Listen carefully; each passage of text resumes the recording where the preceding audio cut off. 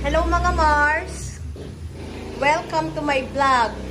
Today's episode, ang ating ihahain ay mga isda. Meron tayong tilapia at meron tayong gulyasan.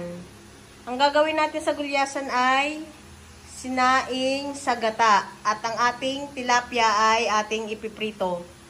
At mga Mars, yan ang ating sangkap na gagamitin.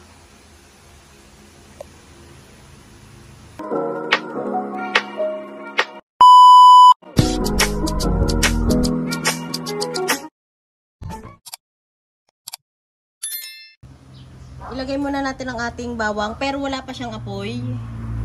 Ganyan-ganyan lang. Kinamay ko na. At ang ating kamyas. Hindi naman masyadong madami kasi sinaing ito sa gata. At ang ating sibuyas.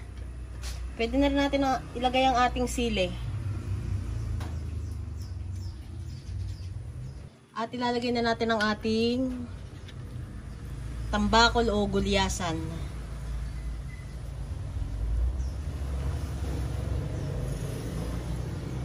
Lagyan natin ng asin.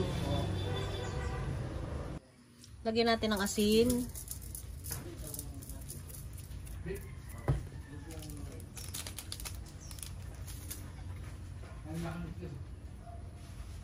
Paminta. At tubig. Hindi natin masyadong dadamihan. Mga half cup lang. Kasi mamaya lalagyan natin siya ng gata. Nilagyan na natin siya ng apoy at nakulo na. So, tatakpan muna natin. Antayin lang natin siguro ng mga 5 minuto tapos balikan natin. Buksan na natin siya after ng 5 minutes. Wow, ang ganda ng pagkakaluto. At ngayon, pwede na natin siyang lagay ng gata. Pwede natin ilagay ang ating gata. Bali 200 ml to. Ito siya mga Mars. Hinati ko lang kasi sobrang laki nito, sobrang dami. So, kailangan lang natin siya hatiin. At ito ang ating ilalagay. Wow. Diba?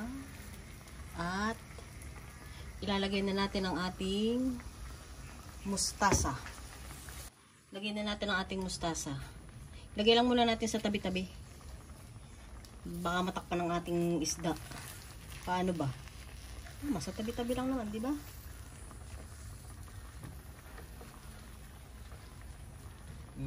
Ay, ganito na laang. Matatakpan talaga siya. Tapos mamaya pag-serve, ipapailalim natin ang mustasa at ibabaw natin ang isda. Basta parang siya gayon. Ay, ang bango.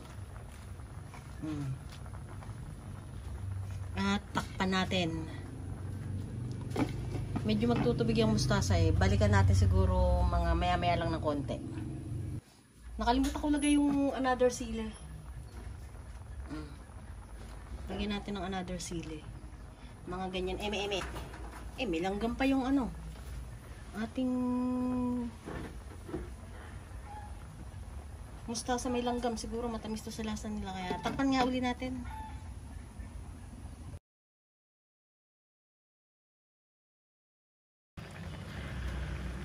Hello mga Mars. Tara na. Pangmahal na araw ang ating ulam episodes today. Sinaing na gulyasan sa gata. Isang hapit na kulo at ready to serve na ang ating sinaing na gulyasan o tambakol sa gata.